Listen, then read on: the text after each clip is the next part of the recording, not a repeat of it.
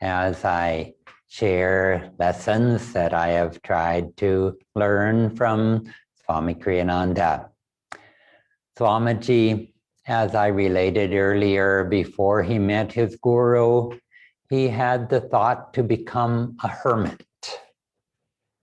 And maybe some of you have also fantasized at some point in life, well, you know, if I could go off to the Himalayas alone, or if I could become a monk or a nun or join an ashram, something that would take me away from my present environment and the people that I'm with. And the spiritual life is, and really any successful life is a delicate dance between receiving and giving, and environment is stronger than willpower, at least in the first years that we're on the spiritual path, and perhaps recurringly also from time to time afterwards. And we need to respect that. And then what happens is more and more God calls on us to give back, to share what we've perhaps learned, and to be a channel, to continuously, constantly draw on that infinite inspiration and share as much as we can, be a channel as much as we're able to with others. And back to my question of becoming a hermit or a monk or a nun, why might we have that thought? Well, one is that we'd be seeking, we might think that we're seeking something more worthwhile than the people around us. And we may, a second thought might be, well, this way I can avoid some of the problems I have now, especially some of the problems with the people who are around me right now. And on that question, let me share a little bit from Swamiji on the question of life having meaning and how one might seek that meaning. And this was before he met his guru. Swamiji said Swamiji had resolved that the solutions to his problems, the best way to help the world would be for him to seek God and to grow in wisdom and to share that. He said, I decided that there could be but one way out of my imperfections, God. I must let him guide my life. I must leave off seeking human solutions and give up defining my search in terms of human effort. I must give up even thinking about flooding the world with my ignorance. Out of very compassion for others, I must leave off trying to help them. I must renounce their world, their interests, their attachments, their pursuits. I must seek God in the wilderness, on a mountaintop, in complete solitude. I would become a hermit. And what was it I hoped to find once I made such a complete renunciation? Peace of mind, inner strength perhaps, a little happiness. Happiness. I recalled the pure happiness I had known as a child. Would I ever find happiness again? Only, I thought, if I became once again simple, like a child. Only if I forsook my over-intellectuality and open myself completely to God's love.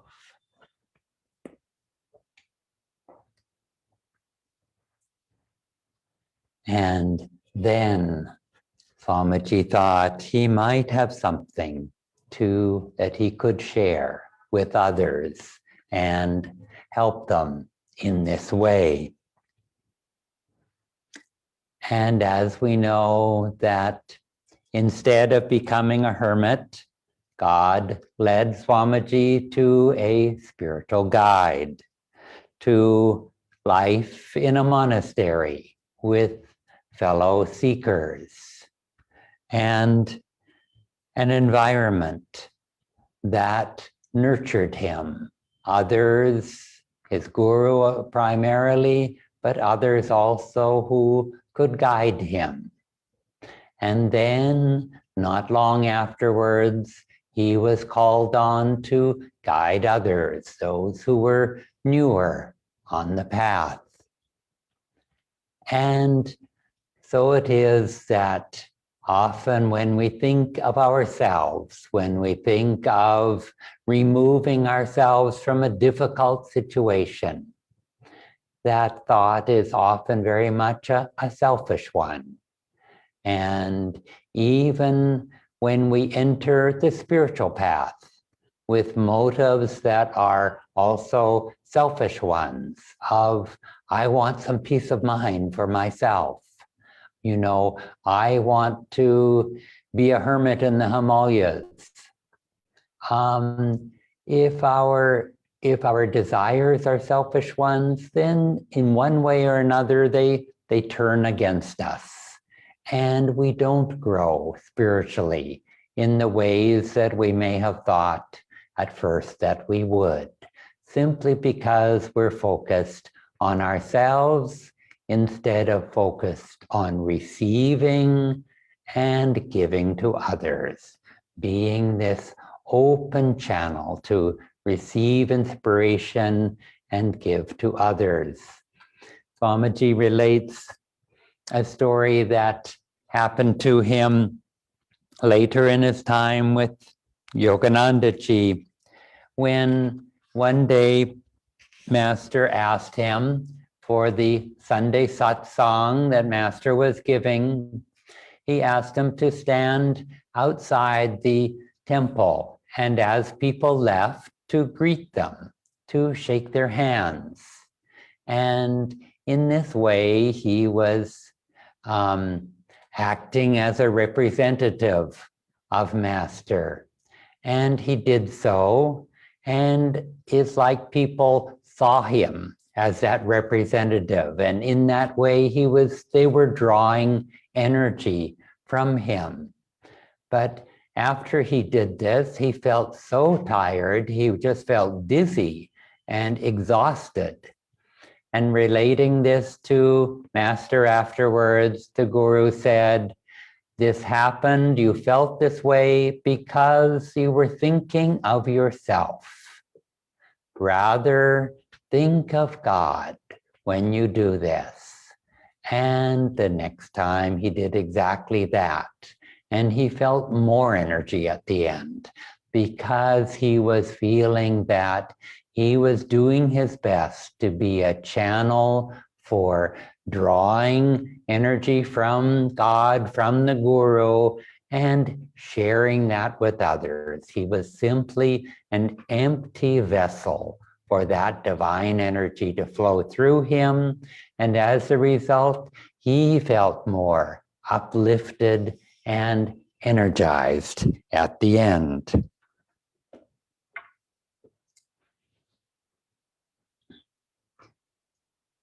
In my own life, unlike Swamiji, I never imagined life as a hermit. And I didn't know really until I came to Ananda village, until I met Swamiji, that I was even seeking God per se.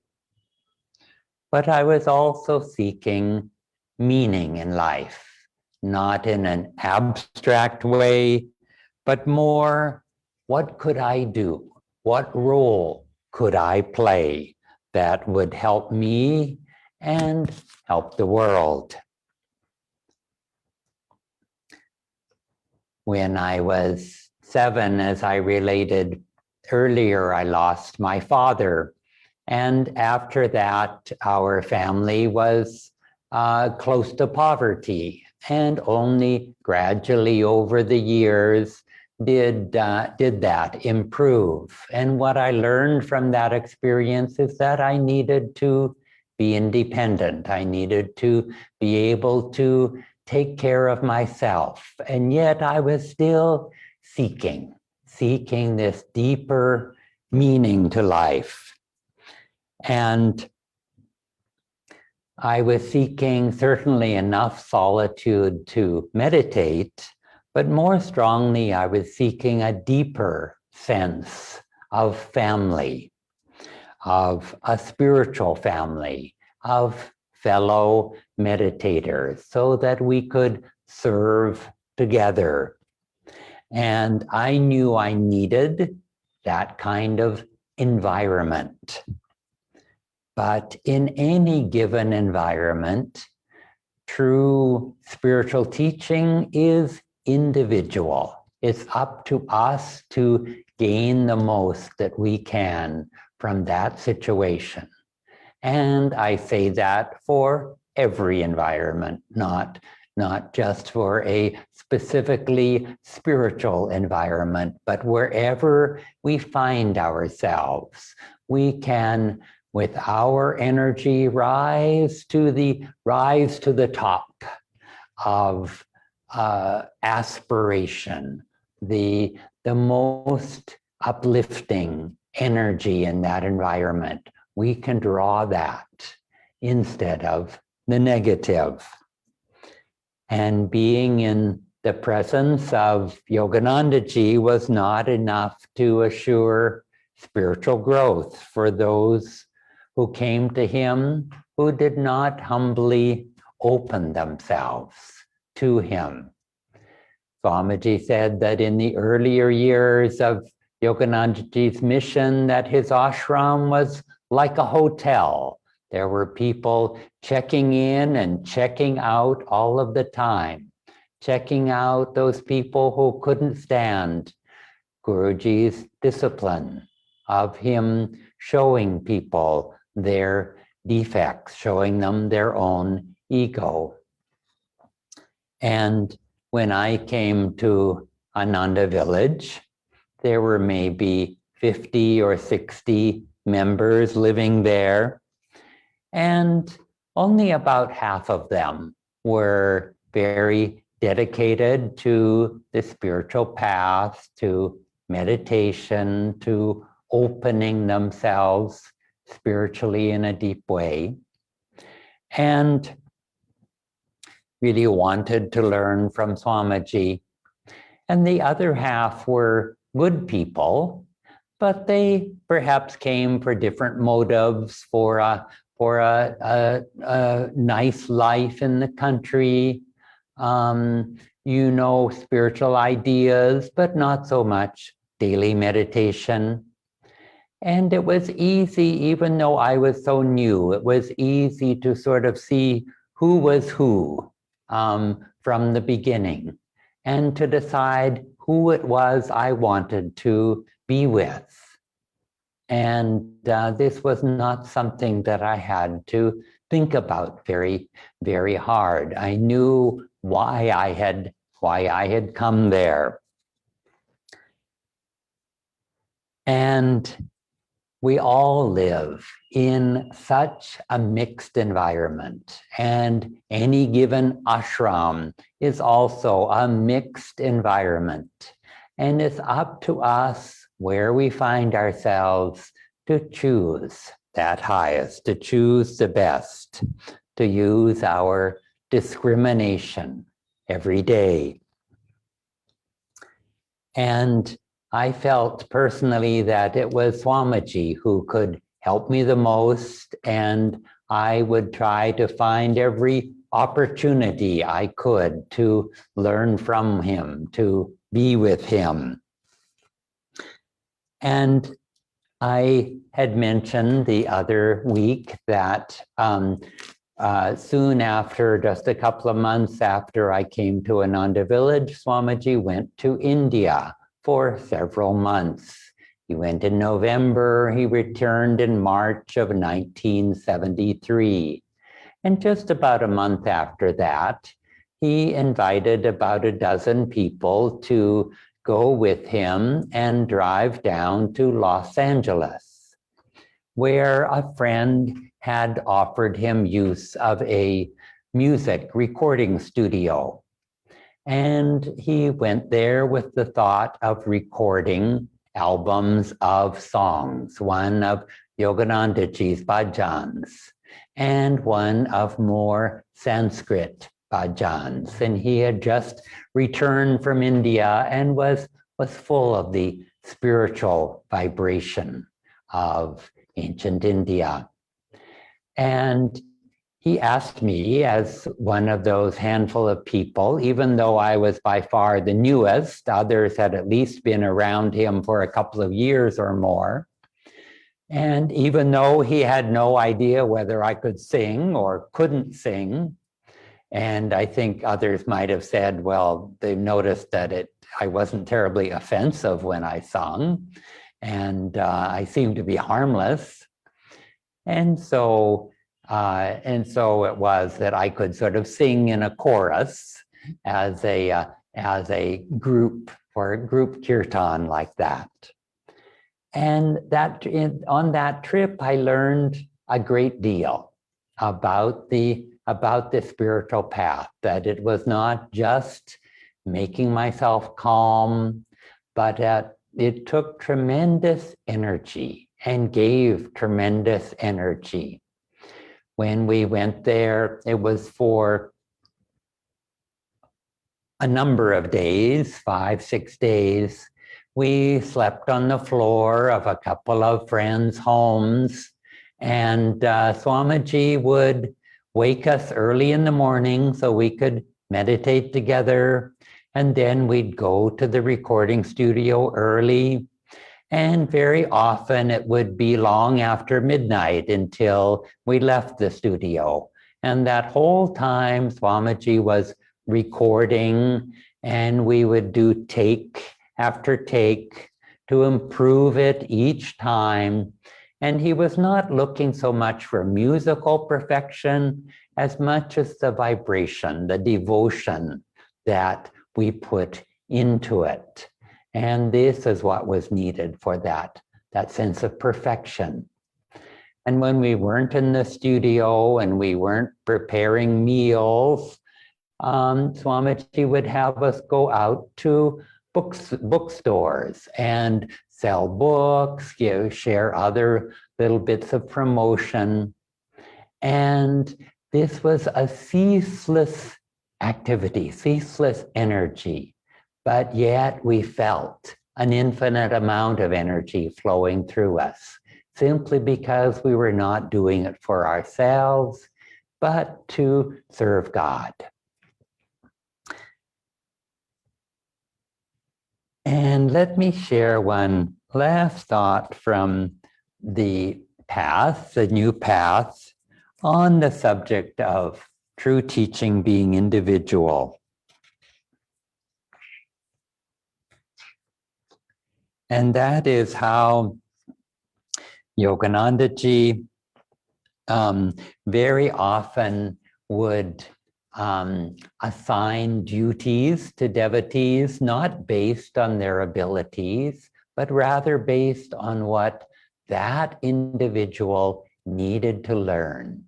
And there's countless opportunities, countless examples of his having somebody work in a job that he had no particular ability or experience with, because he could learn greater confidence or greater courage, whatever quality that was right for that individual to learn. or others who had a particular talent for a job that was needed, he would have them do something else because they no longer needed to learn those lessons from doing that kind of work. Swamiji talks about himself that Master had him working as a carpenter. And Swamiji said he was so inept that for every time that he hit the nail on the head, there was probably 9 times when he didn't hit the nail on the head. And this is, and I will share more stories at a different time of so many times that Swamiji acted in exactly the same way with us, that the lessons that we need to learn are all individual. And this is the beauty of ashram life. This is the beauty of having other spiritual friends or guides who can help us decide the right directions where we can grow more and more. And it's time to go. And so we will leave you for this week. And thank you so much for joining me, and look forward to sharing with you again.